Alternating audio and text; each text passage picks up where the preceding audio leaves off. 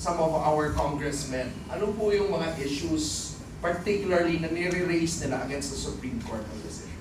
Well, sinasabi nila that the Supreme Court daw has overreached yung kanilang mandate in the interpretation of the Constitution, na parang pinapakialaman na ng Supreme Court yung exclusive prerogative of the House of Representatives to pass its own rules of proceedings.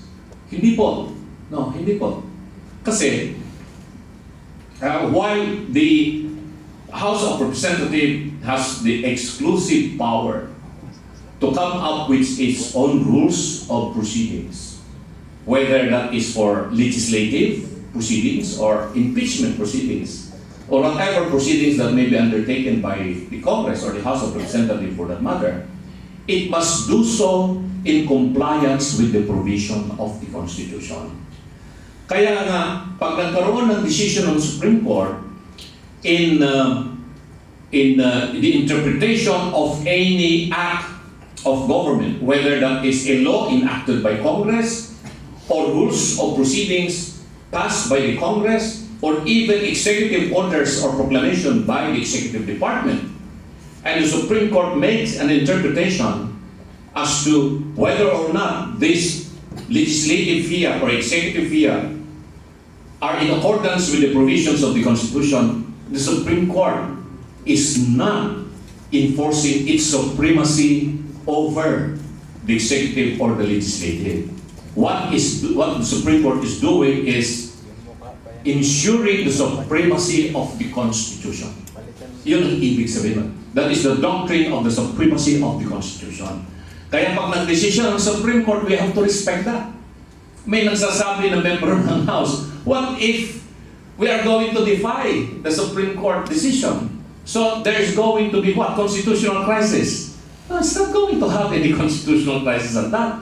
If the House of Representatives will keep on defying itong kanilang decision ng Supreme Court and will insist, then we are no longer governed by laws. We are no longer government of laws. Then we become government of men.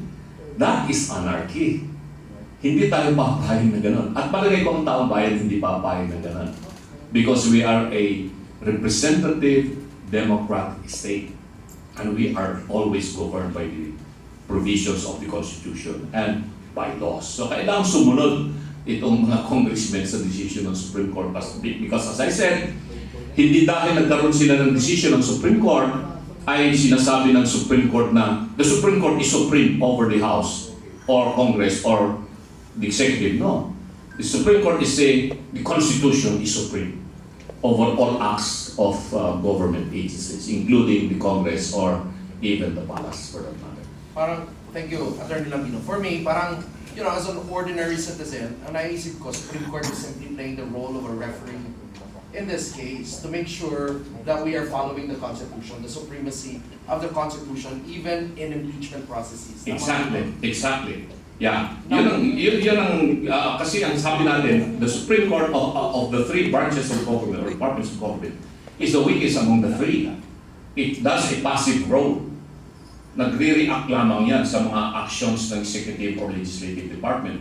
But in the reaction of the Supreme Court, tinitignan lahat ng Supreme Court, more particularly the Constitution, as the basis of its ruling. It is, as we said, the Constitution is the supreme law of the land. Why? Because we, the Filipino people, are the authors of this Constitution. And if the Supreme Court interprets a law or an executive order that it says it's not in accordance with the Constitution, ang sinasabi ng Supreme Court, hindi tama yung ginawa ng Kongreso o ng Palasyo, hindi yung tugma doon sa kagustuhan ng taong bayan. That is the very essence of representative democracy.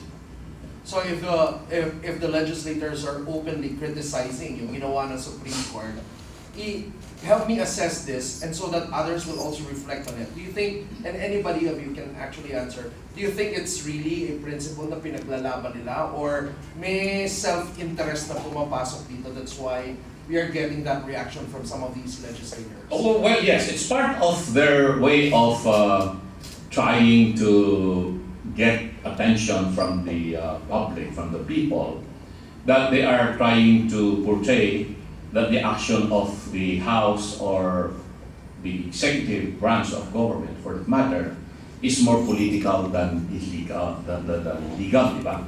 Kasi nga, meron din tayong tinatawag sa constitutional law, the political doctrine na tinatawag na if the acts of Congress or the executive department is purely a political question, then the matter cannot be decided by the Supreme Court and will let the people make decision with this particular issue during election period. But we are not talking here of a political question. We are talking here of provisions of the rules of proceedings in the House of Representatives that will affect the very, very right, inherent right of a particular person who happens to be a very high-ranking official of government.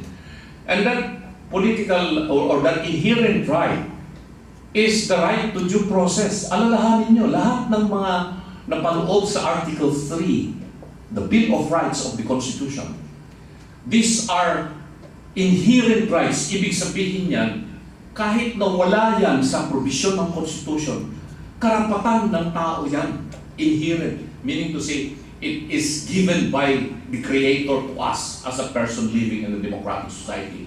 It is only written in the Constitution to give emphasis that these are inherent rights of the people. And the Vice President, for that matter, who is the one involved here, has that inherent right of due process of law. And the Supreme Court in this particular case made a very, very comprehensive definition of what due process really means. It is not just the right to life, liberty, or property. It's not that. It's more comprehensive than that. Meaning to say, it includes the enjoyment of the right to life, liberty, and property. Tatanggalin mo yung Vice Presidente. You are not just depriving her of her right to life or property. No? Tatanggalin mo yung kanyang enjoyment of her right to life. So sabi ng Supreme Court, that is the very essence of due process. Kaya maliwanag yung sinabi ng Supreme Court dito na mali yung sinasabi, ito I'm going to make interpretation, mali yung sinasabi ng mga congressmen or other people that are trying to defend the opposition ng House. Because they are trying to convert this issue on impeachment purely political. That this is just a political question that can only be decided by the people or through their chosen representatives who happen to be the congressmen and senators. Pero sinabi ng Supreme Court, no. Impeachment is not just a mere political process. It is a constitutional process that will have to be strictly scrutinized and make sure that there is complete compliance of the provisions of the Constitution. All right, so I think if that is their stance, more or less that they think this is just a political exercise, I think it's also right na tanungin natin yung mga ordinaryong tao, di ba? How they're actually seeing this. So Dr. Mata, sa paningin niyo po, bilang isang doktor, mamamayan, very responsible na citizen ng Pilipinas, ano po nakikita niyo dito? Is it really just, is it principle na ipinaglalaban nila, or are you seeing some self-interest na pumapasok doon sa issue na nire-raise nila against the Supreme Court? Yes, thank you for the question, Rob.